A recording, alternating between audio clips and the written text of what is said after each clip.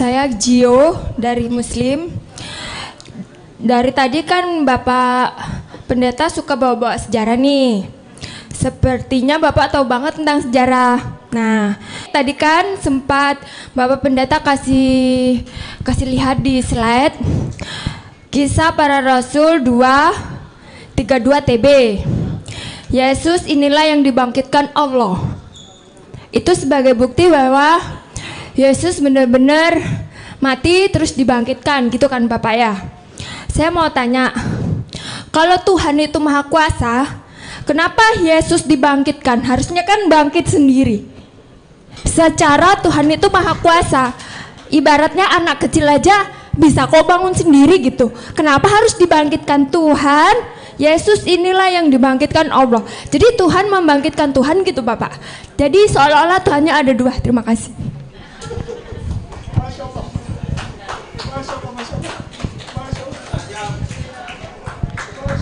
Iya, Yohanes 13 ayat 13 adalah salah satu ayat, bahkan dengan ayatnya yang ke-14 ya. Betul, itu bagian firman Allah yang secara terang-terangan Yesus mengakui dirinya adalah Tuhan. Ya, nah ini kelihatan dari ayat tersebut. Saya baca buat Bapak Ibu sekalian. Kamu menyebut aku guru dan Tuhan, dan katamu itu tepat, sebab memang akulah guru dan Tuhan. Jadi, jikalau aku membasuh kakimu, aku, ini lebih tegas, aku yang adalah Tuhan dan gurumu, maka kamu pun wajib saling membasuh kakimu. Memang masih banyak yang bertanya-tanya. Bahkan yang sudah tahu ayat ini, mereka berusaha menyerang dan membantah lagi ayat ini sambil berkata bahwa ini bukan bermaksud Yesus adalah Tuhan dalam artian setinggi-tingginya. Saudara jangan salah, ada orang Kristen atau orang non-Kristen yang sebenarnya, minta maaf, isi dalamnya itu menurut saya dipakai oleh setan. Mereka akan berusaha mencari-cari kesalahan dari setiap data-data yang sudah secara eksplisit, secara jelas, secara terang-terangan. Misalnya Yohanes pasal 13 ayat 13 dan 14 ini yang secara terang-terang Yesus berkata dirinya adalah Tuhan. Tapi ternyata saudara, memang kalau ada orang-orang yang sudah niatnya menyerang, dia akan cari tahu. Misalnya dari kelompok tertentu yang menyerang kita dengan menggunakan ayat ini kembali. Dia bilang kata Tuhan di sana kan pakai kata Yunani kurios. Nah, saudara, ternyata kalau orang studi kata Yunani, belajar kata Yunani, khusus kata kurios itu artinya ada dua. Yang pertama ialah kurios bicara tentang seorang tuan di dunia. Maksudnya seorang yang kaya kah, bos-bos kah, tuan-tuan, yang punya budak-budak, punya hamba-hamba, punya kekuasaan, punya kekayaan, dan punya anak buah. Nah, anak buahnya memanggil dia dengan kata kurios. Bahasa Inggrisnya Lord. Lalu diterjemahkan ke bahasa Indonesia, kata ini kadang-kadang dia memunculkan kata Tuhan. Nah, menurut mereka Yohanes 13 ayat 13 dan 14 ini memang Yesus ngomong begitu. Tapi itu bukan berarti Yesus sedang mengatakan dia adalah Tuhan pencipta langit dan bumi. Tidak. Dia sedang mengatakan bahwa dia adalah bos yang punya 12 anak buah. Karena ini dalam acara pembasuhan kaki. Saudara ingat itu. Jadi dia sedang bicara dan memposisikan dirinya sebagai seorang pemimpin kepada 12 anak buahnya. Jadi orang-orang itu juga belajar ayat-ayat ini. Lalu mereka bilang arti sesungguhnya bukan Tuhan dalam artian setinggi-tingginya. Tidak. Nah, saudara, sedangkan saya mempercayai bahwa Yohanes pasal 13 ayat 13 dan 14 ini pengertiannya bukan itu. Pengertiannya pengertian kedua, yaitu kata kurios, kata Lord, kata Tuhan itu berbicara tentang Yesus Kristus adalah Tuhan dalam arti Tuhan yang setinggi-tingginya. Dia Allah, dia kekal, dia pencipta langit dan bumi, dia layak disembah. Itu. Lalu saudara mungkin bertanya, alasan Pak Pendeta apa? Oh gampang. Ini sudah pernah saya jelaskan, sudah pernah saya khotbahkan. Tapi karena pagi ini bertanya, saya jelaskan lagi. Dan siapapun yang nanti ikuti video ini, mau orang Kristen, orang bukan Kristen, Anda dengarkan baik-baik penjelasan saya. Betul, kata Yunani yang dipakai adalah kata kurios dan artinya bisa dua. Ya, saya sudah jelaskan arti pertama dan arti kedua. Dan saya mempercayai yang dimaksudkan di sini adalah dalam artian yang kedua, bahwa Tuhan di sini artinya Dia Tuhan pencipta langit dan bumi. Apa dasarnya? Ingat, kata yang dipakai di sini, kata kurios, kata ini juga yang dipakai oleh Paulus dalam Filipi pasal 2 ayat 11. Filipi pasal 2 ayat 11, tadi dalam khotbah saya sudah sempat singgung, tapi saya akan baca ayat itu supaya kita jelas, katanya sama persis. Ya. Filipi 2 ayat 11 dikatakan, dan segala lidah mengaku Yesus Kristus adalah kurios atau Tuhan bagi kemuliaan Allah Bapa. Nah, saya kenapa mati-matian berkata bahwa Yohanes 13 ayat 13 dan 14 itu Tuhan di sana dalam artian Tuhan sesungguhnya, dalam arti setinggi-tingginya, karena ayat ini bilang Yesus itu adalah Tuhan, segala lidah akan mengaku. Nah, kalau saudara mau paham ini ayat, harusnya memang baca dari ayat 10. Ayat 10-nya bilang begini, supaya dalam nama Yesus bertekuk lutut segala yang ada di langit dan yang ada di atas bumi dan yang ada di bawah bumi, dan segala lidah mengaku Yesus Kristus adalah kurios, adalah Tuhan. Yang mengaku dan yang berlutut ini siapa? Saudara lihat ini ayat 10 bilang apa? Yang ada di langit. Dan yang ada di atas bumi. Dan yang ada di bawah bumi. Kalau memang dia hanya Tuhan yang punya 12 anak buah, kenapa satu langit harus berlutut dan mengaku? Kalau memang dia hanya Tuhan, seperti tuduhan orang-orang yang membenci dia, tuduhan orang-orang yang tidak ada Roh Kudus. Kenapa satu langit? Saudara bayangkan ini ayat. Supaya dalam nama Yesus bertekuk lutut segala yang ada di langit dan yang ada di atas bumi dan yang ada di bawah bumi. Makanya nanti waktu Yesus kembali, saya ingatkan Bapak Ibu jemaat, itu orang-orang yang datang itu bukan cuma gereja, segala bangsa. Lalu semua bangsa akan dikumpulkan di hadapannya. Garis bawahi, bukan semua gereja. Tidak ada dikatakan dalam ayat ini. Waktu Yesus datang, Katolik kumpul, Gemit kumpul, GPDI, GSJA, GBI, GPPS, GP apa lagi. Bukan itu saja. Ini ayat bilang, lalu semua bangsa, haleluya, akan dikumpulkan di hadapannya. Dan ia akan memisahkan mereka seorang daripada seorang, sama seperti gembala memisahkan domba dari kambing dan seterusnya. Jadi Yesus adalah Tuhan. Jadi kalau ada orang yang masih bantah, ya silakan bantah, dan Anda akan dipisahkan di grup kambing-kambing. Ya toh? Atau Anda akan berlutut, tapi berlutut terpaksa, berlutut sambil berkata, ternyata dia memang Tuhan. Iya, kan saya sudah berteriak setiap Sabtu pagi sampai gargantang mau putus. Kenapa kau tidak percaya?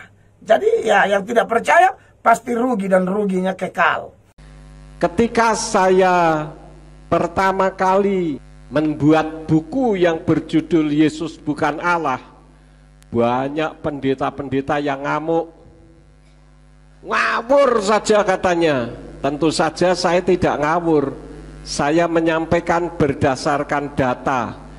Dan pada saat ini ketika saya menyampaikan firman, saya bertumpu kepada satu video. Kita akan dengar ada seorang ustadz, namanya Ustadz Zuma dari Makassar kalau saya tidak salah. Beliau menyampaikan video. Silahkan saudara nanti dengar videonya dan dengarkan juga suara background di belakangnya ya. Silakan. Layaknya orang Islam tidak pernah berdebat dengan Hindu Buddha. Gak pernah. Kenapa? Karena mereka tidak menyentuh apa yang menjadi esensi di dalam Al-Quranul Karim. Berbeda dengan Kristen. Prinsip-prinsip akidah, tauhid yang menjadi landasan Islam, itu semuanya diambil dan didudukkan pada perkara yang tidak seharusnya. Nah, inilah yang menyebabkan dialog itu terjadi. Andai saja lembaga lain Indonesia percaya diri kemudian mendudukkan apa yang ada di dalam kitabnya berdasarkan asal-usulnya, maka tidak ada debat. Tidak ada debat. Kenapa ada debat? Yesus dikatakan anak Allah. Pada mulanya adalah firman. Firman itu bersama-sama dengan Allah. Firman itu adalah Allah. Firman itu adalah Allah. Allah itu telah menjadi manusia. Itu bajingan, Bang. Bajingan. Tetapi saudara Kristen tidak pernah sadar itu, betapa mereka menghinakan saudaranya sendiri. Apa susahnya menggunakan kata Theos? Apa susahnya menggunakan kata Tuhan? Apa susahnya menggunakan kata Yahweh? Kenapa harus Allah? Ngomong apa Nah, coba Anda lihat bagaimana kitab saudara. Kesana kemari tanpa arah, kelimpungan mencari jati diri yang sebenarnya. Ini wujud tidak ada kecintaan terhadap kitab itu. Al-Quran mau dibawa kemanapun, mau sampai ke negara yang paling benci terhadap Islam sekalipun, Al-Quran tetap menggunakan bahasa aslinya. Kenapa? Karena inilah yang dikatakan oleh Allah, kami yang mewahyukan, kami juga yang akan menjaganya. Poin ini saja, tidak ada kekuatan di atas muka bumi yang bisa membantah, Bung. Itu esensi loh. Itu esensi. Ketika dikatakan di dalam kitab saudara, segala yang diilhamkan oleh roh itu adalah firman, itu adalah pengajaran dan seterusnya. Tapi pembuktiannya mana? Apa iya yang dituliskan oleh Lembaga Lain Indonesia itu dituliskan berdasarkan roh Tuhan? Tidak. Itu dituliskan atas pengetahuan terhadap terjemahan yang lebih tua, bukan karena ilham. Lalu mana kitab sucinya yang diterima langsung dari Tuhan? Bagaimana saudara-saudara? Saudara dengar suara yang ada di belakangnya? Itu kira-kira suaranya siapa, saudara-saudara? Halo? Itu suaranya orang-orang Kristen yang tidak terima dengan perkataan dari Ustadz Zuma. Ya. Kenapa? Karena yang dibahas oleh Ustadz Zuma itu di dalam Yohanan atau Yohanes 1 ayat yang ke-1.